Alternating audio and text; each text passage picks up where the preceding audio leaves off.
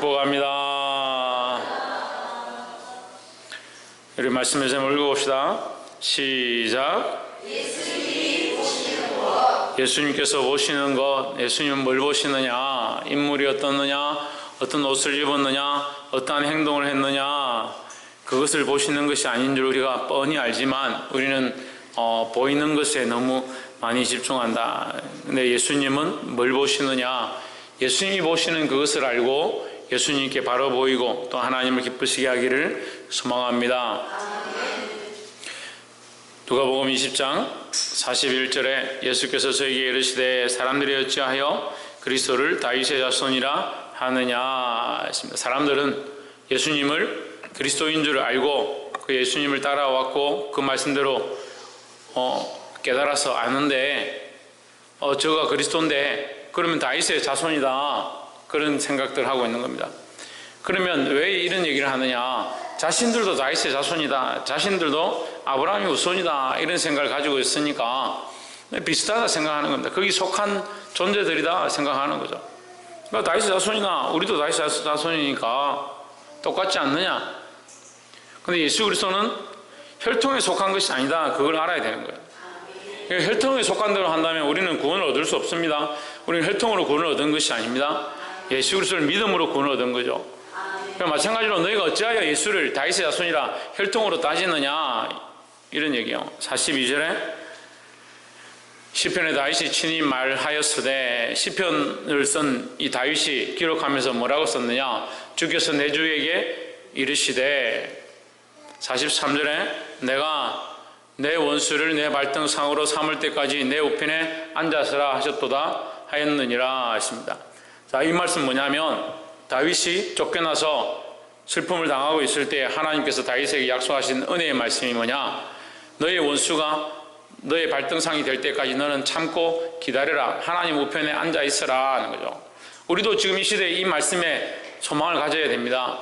우리가 하나님 나라가 올 때까지 우리가 여러 가지 고난을 당하고 어려움을 당하지만 하나님 우편에 함께 앉아 있으면 되는 겁니다. 하나님과 함께 동행하면 되는 겁니다. 하나님 우리와 함께 하시니까 그것을 믿고 나아가면 됩니다. 내가 내 원수를 내 발등상으로 삼을 때까지 내 우편에 앉았으라 하셨도다. 이 다윗에게 예수님은 다윗에게 주가 되셨다. 제1의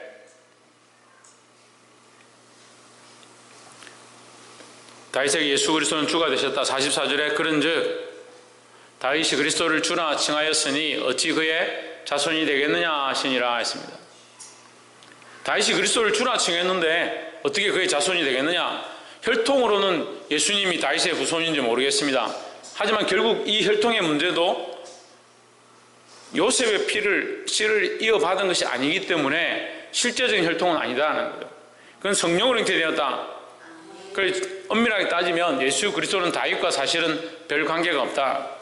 왜 관계가 없느냐? 우리에게도 관계가 없는 존재로서 우리가 예수를 믿고 구원을 얻을 수 있는 그런 자격을 주기 위해서 이런 은혜를 역사하시는 거예요. 그러니까 우리도 혈통으로 구원을 받을 것 같으면 우리도 다윗의 후손이 되든지 다윗의 족보에 들어야 되는데 그렇지 않다는 것이 주의 은혜다라는 거예요. 45절에 모든 백성이 들을 때에 예수께서 그 제자들에게 이르시되 46절 긴 옷을 입고 다니는 것을 원하며 시장에서 문안받는 것과 회당의 높은 자리와 잔치의 윗자리를 좋아하는 서기관들을 삼가라 했습니다.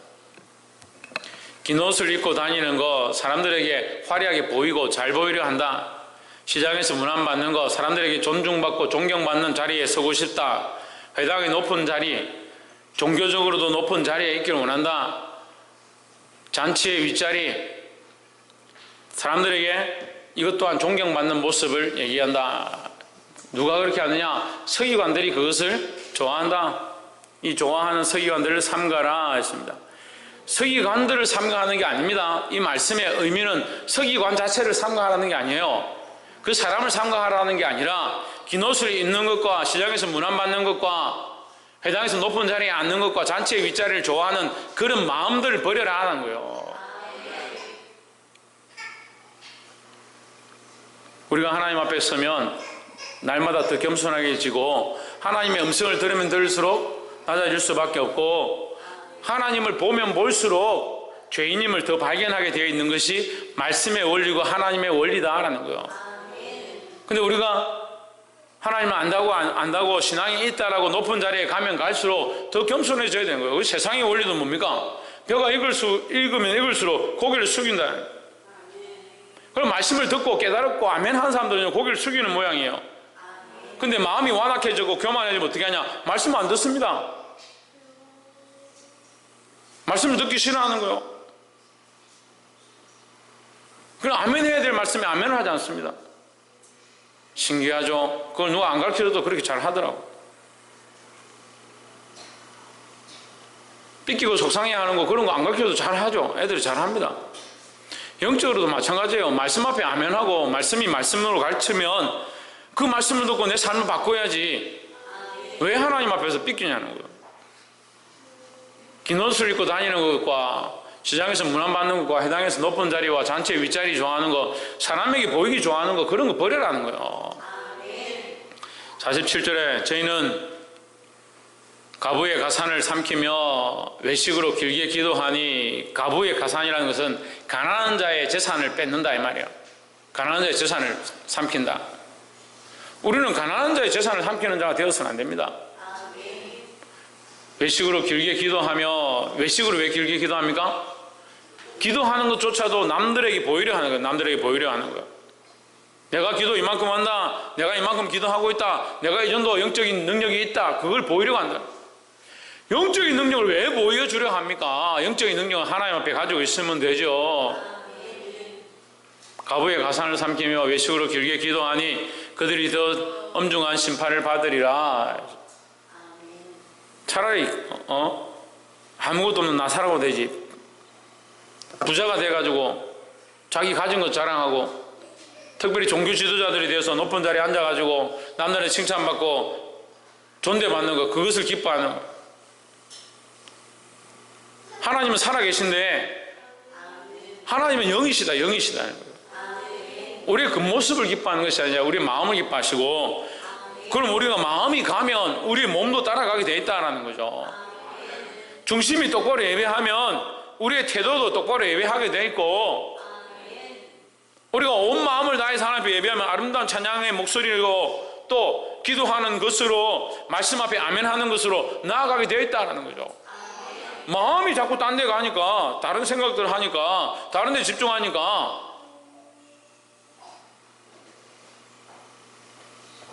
여러분 예배 드리기 전에 찬양하는 것도요, 예배의 연장이에요. 우리는 특별히 예배 시간이 2시 20분이죠. 11시, 오전엔 11시고, 11시 예배면 11시부터 예배입니다. 그럼 11시 10분 전에 찬양하는 건 예배를 위해서 마음을 정돈하는 시간들이에요. 그 마음을 정돈하고 같이 찬양을 해야지 왜 찬양하는 시간에 딴짓을 하고. 잘 몰라도 입을 벌리고 우리 할머니들도 함께 찬양하고 노래하는데 왜 찬양을 안 하려고 그래? 예배에 임내하는 거예요. 임내. 예배에 들어가는 시간들이요, 연속해서. 그러면 예배에 연속해서 들어가는 시간에도 찬양하고 마음을 열고 함께 나아가도록 힘써야 되는 거예요. 48절에 48절에 없네.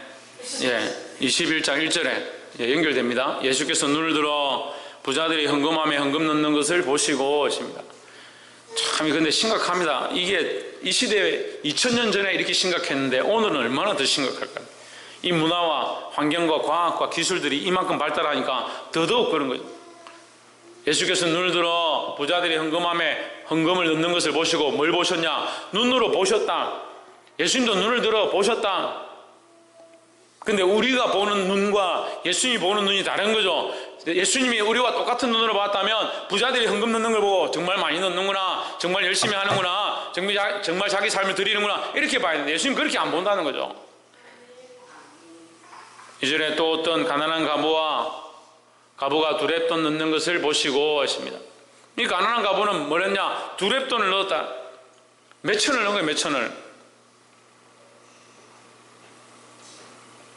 3절에 이르시되 내가 참으로 너에게 말하노니 이 가난한 가부가 다른 모든 사람보다 많이 넣었도다 하십니다. 이 몇 천을 넣은 여자와 자기가 가진 거 돈 자랑하면서 넣은 이 부자와 비교가 안 되죠. 비교가 안 되는데 예수님은 오히려 이 여인이 많이 넣었더라. 사람의 기준으로 금액을 환전하는 게 아니고요, 계산을 하는 게 아니고요, 예수님의 기준은 어디 있느냐? 그의 마음에 있다는 게, 마음에. 4절에 저들은 그 풍족한 중에서 헌금을 넣거니와 했습니다. 이 가부는 그 가난한 중에서 자기가 가지고 있는 생활비 전부를 넣었느니라 했습니다. 자, 이 사람은, 자, 여러분, 이 말씀이 정말 중요한데, 이 사람들은, 이 부자들은 뭘 넣느냐? 헌금을 넣은 겁니다. 근데 이 가부는 뭘 넣었습니까? 생활비를 넣었습니다. 생활비 전부를 넣었습니다. 생활비 전부를 넣었다는 건 자기 삶을 다 드렸다는 거죠.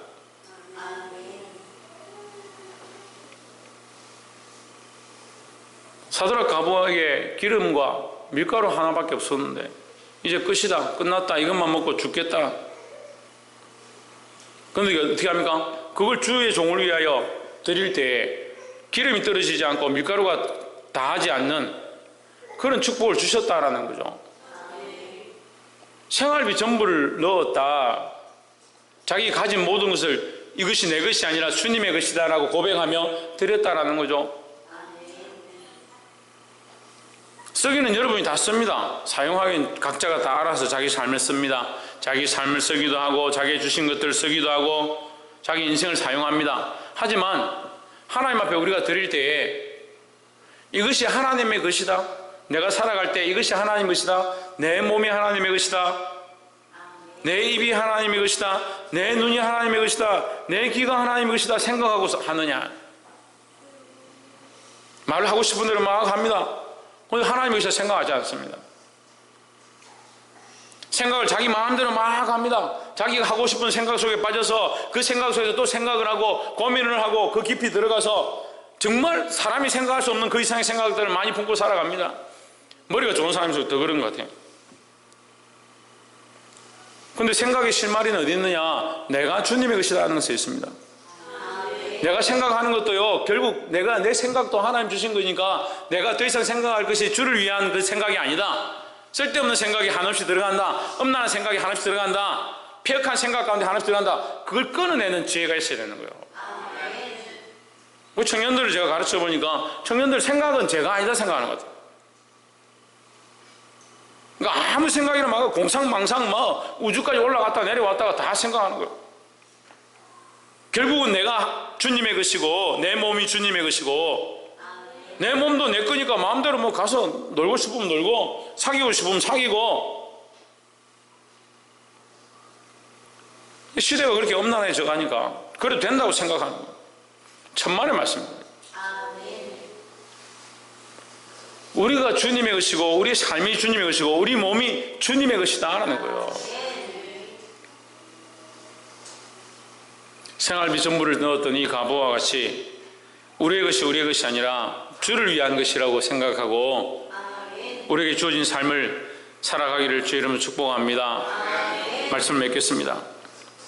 오늘 많은 사람들은 자기가 하는 행동을 하나님 보실 것이다, 그래서 그 행동을 조심하는데 사실은 그 행동보다 그 마음을 하나님 앞에 드려야 된다는 겁니다. 하나님 무엇을 보시냐? 우리의 마음 중심을 보는 겁니다.